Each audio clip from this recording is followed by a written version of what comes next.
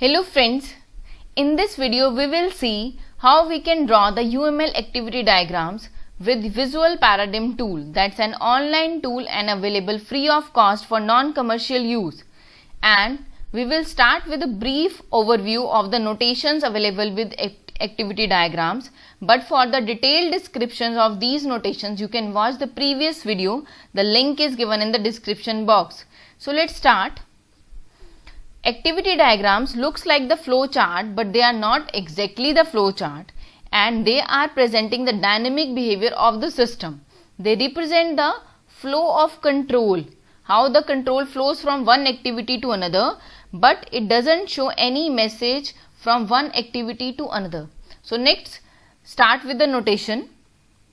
First notation we have for the initial state that represent the start of the activity flow. And next we have for the final state that is represented by a solid circle surrounded by a boundary circle to represent the end of complete activity flow. And next we have the activity that represent the behavioral action, means one activity or one action for the application or with the system. Next we have the arrows that point in the direction of progressive flow to represent the control flow from one activity to another activity. But when we will start with the implementation with the tool, then you will see two nodes available with the tool, that one for the activity and one for the action. So with implementation section, if you want to club multiple actions together as one activity, then you will be choosing activity node. Within that you can have multiple actions. But if you are representing only one activity or one behavior, then you can use the action node, that we will see when we will start the implementation with the VP tool. Next notation we have the join node. So it joins two or more concurrent activities in one flow. And next we have the fork node that splits the single activity flow into multiple concurrent flows. So here we have two or more, we can have more concurrent flows to join as we have the one outgoing flow. But here we have one incoming flow and two or more outgoing concurrent flows. Okay. Next we have the condition. So condition is represented by this diamond or decision box that represent two or more paths are coming out of a decision, and the conditional text lets you know about the possible option. Next we have the merge node. It is used to join two or more alternate flows, not the concurrent flows. Here we are having some difference than the join node. We cannot use join at the place of merge or merge at the place of join.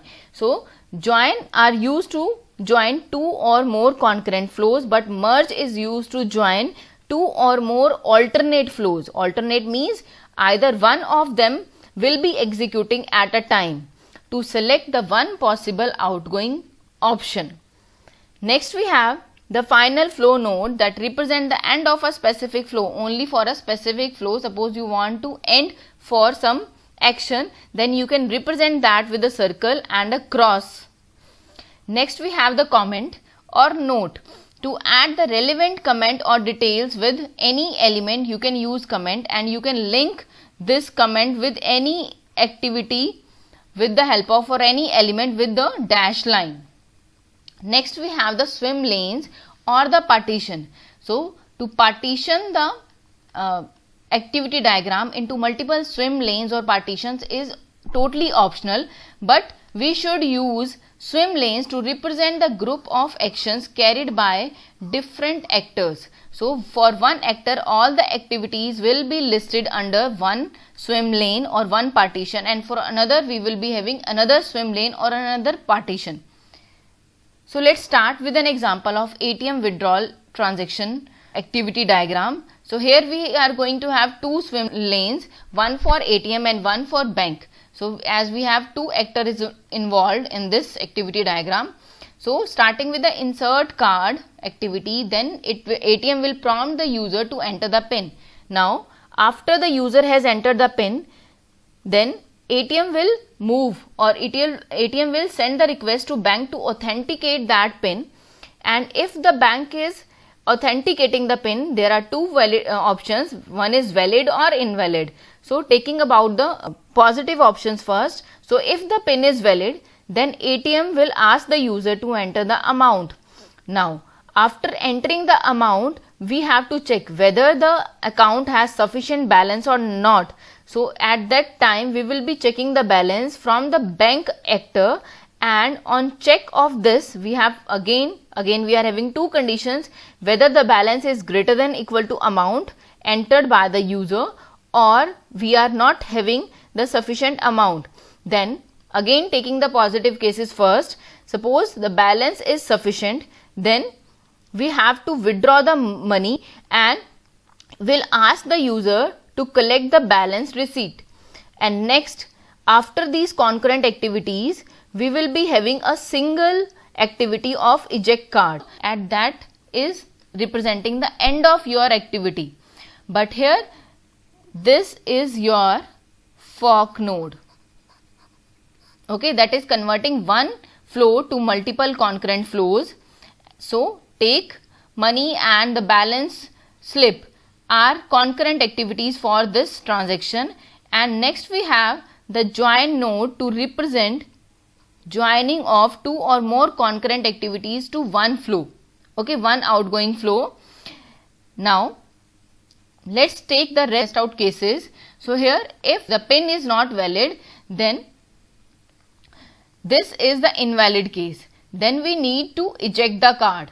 Secondly, if we have the case the PIN was valid but the amount is not sufficient, means the balance is not sufficient for the account, then we have next case of insufficient balance. So we need to merge these two cases and then we will be ejecting the card, because we cannot allow if the balance is insufficient or the PIN is invalid. So these are two alternate flows.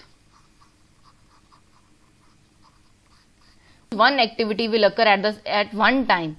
Okay, we cannot have both activities happening at the same time for one transaction. So we call this type of flows as the alternate flow, and we cannot use the join bar, this join node, to represent such alternate flow. For this we need to use the merge node. So this is the merge node. And after that we have the eject card activity, and that is the complete activity diagram for ATM withdrawn transaction. So let's start with the tool to draw this diagram. So after login with Visual Paradigm tool, you will get this type of interface where you have a lot of options that you can choose to draw. So I am going to use this diagram option for the UML diagrams. From here you can choose the activity diagram. We have already practiced use case diagrams, class diagrams and sequence diagrams in previous video. So let's start with a blank activity diagram. We will be drawing the same diagram that we just discussed, and this is the catalog where we have all the tools listed to be used for the activity diagram. So let's first choose the swim lane. Here swim lanes can be, or partition can be horizontal or vertical. So if it is representing the horizontal option, then you can choose the vertical option as well. So here is the vertical swim lane.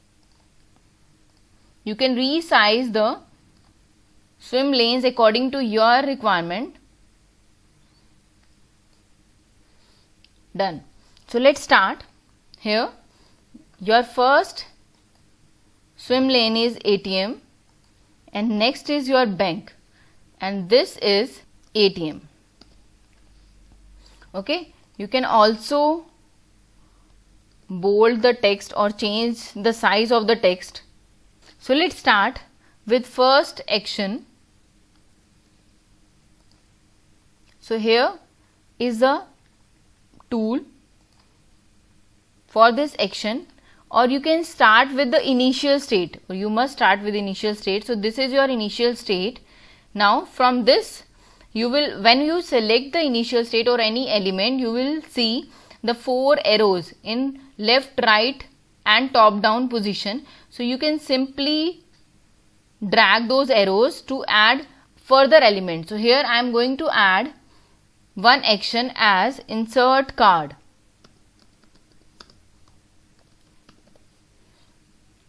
Okay, so here one activity is added. You can resize this.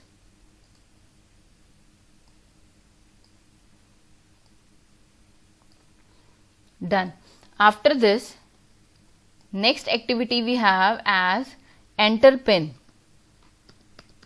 Enter the pin, and we need to connect these activities with control flow. So for that,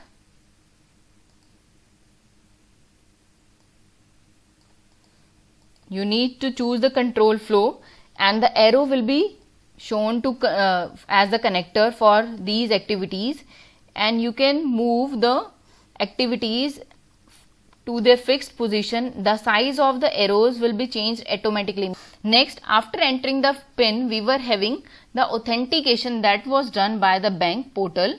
So here you can simply drag this arrow to a new activity, that is authenticate.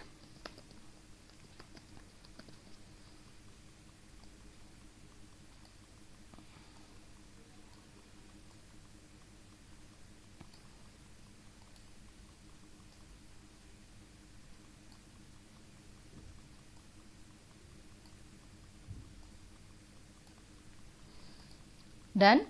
Next, you can always move the arrows as per your requirement, means you can reposition the arrows or you can resize the arrows.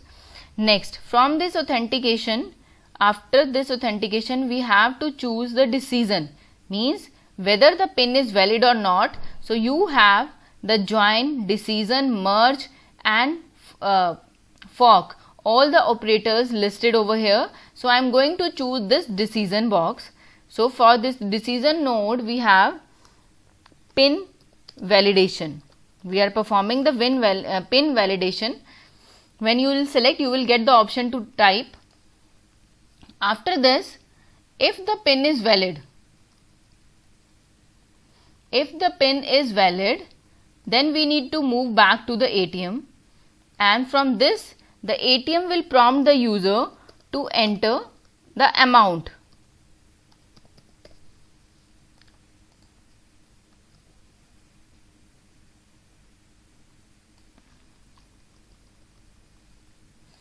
And if the amount entered by the user is not sufficient, or the account is not having the sufficient amount to withdraw, then it must show the error. So for that check, we again going back to the bank portal, and here we will be having the check balance activity.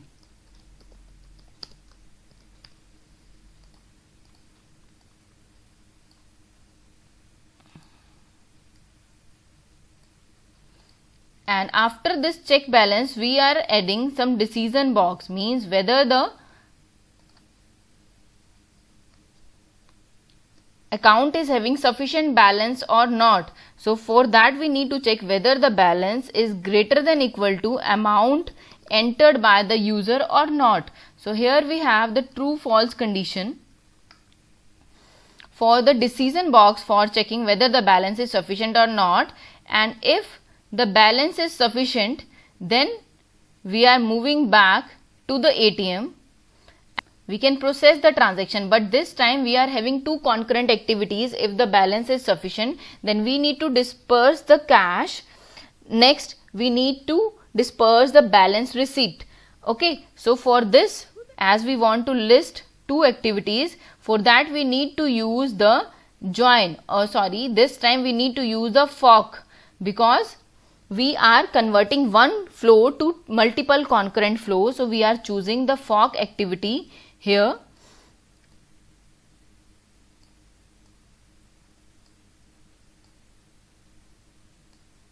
You can resize and reposition the bar as per your requirement. Done.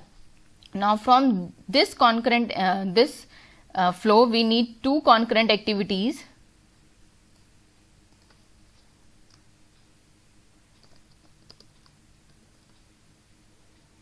Take the cash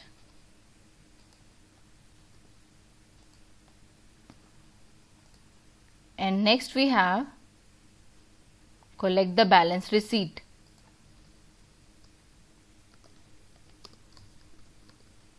Let's resize this section box. Done. Now after these two concurrent activities, ATM will eject the card. So for that we need to join these two activities to one flow, and that flow is represented by the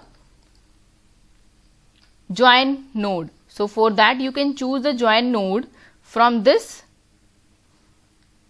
catalog. So here I am choosing the join operation as this, and this is the join bar. You can choose to use the join bar as vertical or horizontal.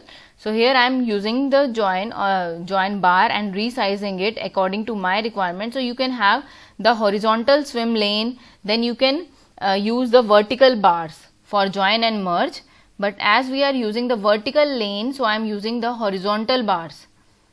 So from this, just list these activities to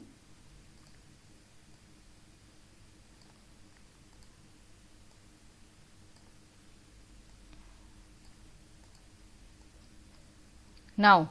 After this joining of two concurrent flows, we have one concurrent flow for the eject of card. So let's construct the activity eject the card,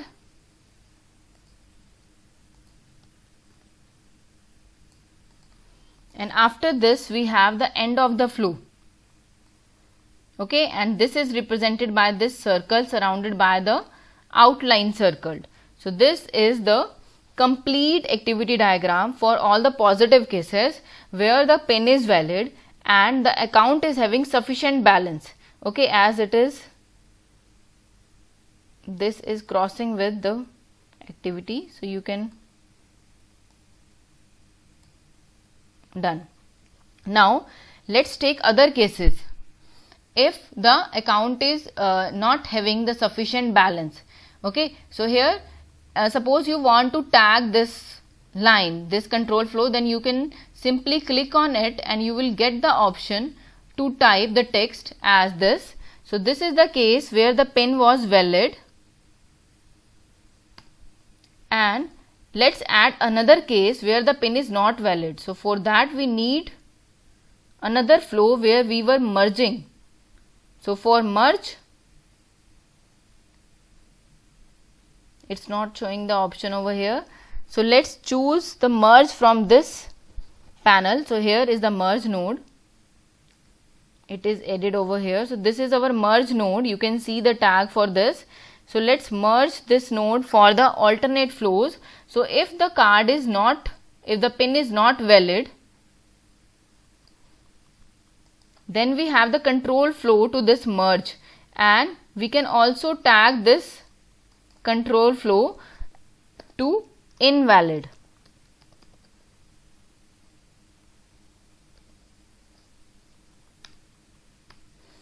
Okay, so we have both the control flows if the card is valid and if the card is invalid. Next we also have the second case if the balance is not sufficient. So this was the case when the condition was true. Now let's take the case when the condition is false. So for that we will be having this another flow .